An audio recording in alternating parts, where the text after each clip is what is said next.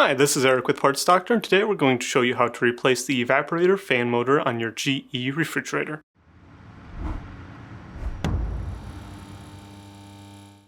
If you need to purchase a new evaporator fan motor for your refrigerator, check out our website, partsdoctor.com, where we sell parts for all major appliance brands. The evaporator fan motor circulates the air in the freezer compartment across the cooling coil. If the fan motor fails, it can cause the freezer to stop cooling properly. The fan motor may also make noise when it fails. This noise can sometimes be attributed to the fan blades running into ice or frost. Since we will be working with the refrigerator's electrical components, disconnect power to the refrigerator.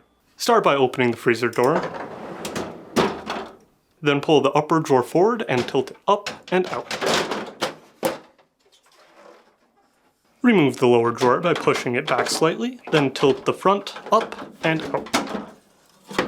In order to make filming this easier, we will be removing the freezer door. You do not have to remove the freezer door to complete this repair. Using a 3/8 inch nut driver, remove these 6 screws.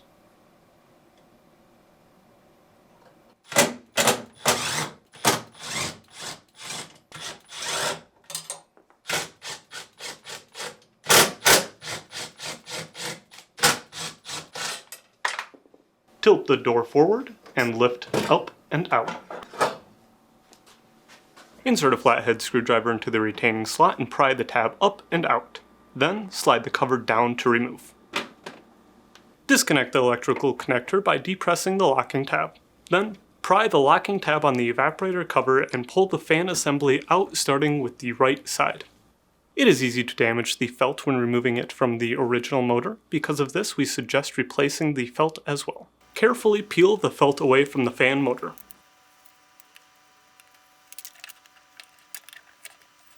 If you need to purchase a new evaporator fan motor, you can check out our website, partsdoctor.com. We'll leave a link in the description below. You want to make sure you are searching with the model number from the tag of your refrigerator to make sure you get the correct part. Before removing the wax paper from the felt, align this notch to the wiring harness and then make sure that the tabs are roughly positioned in the corners.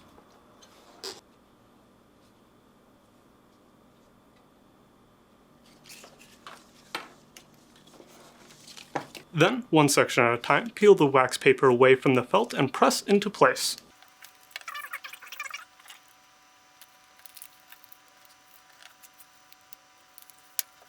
Fold the tabs down.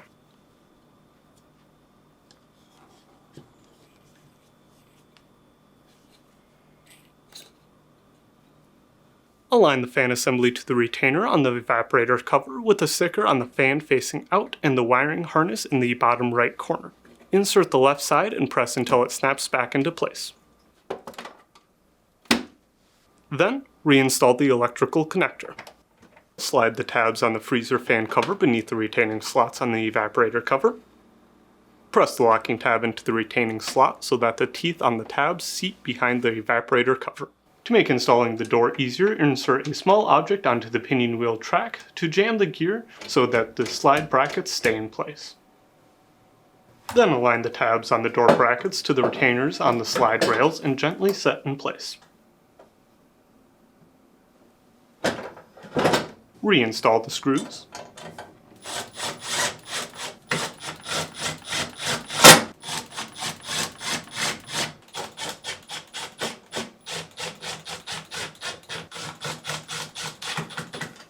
To install the lower drawer, insert it at an angle, making sure it sits beneath the support glide rail. Then pull the drawer forward so that the tabs align with the retainers on the slide rails. Make sure that the front of the basket is beneath the lip. To install the upper drawer, align the rear guide wheels on the drawer to the top of the support glide rail in the freezer compartment. That's it for today's video, and if you found this video helpful, make sure to leave a like and comment down below, and for more videos like this, please consider subscribing.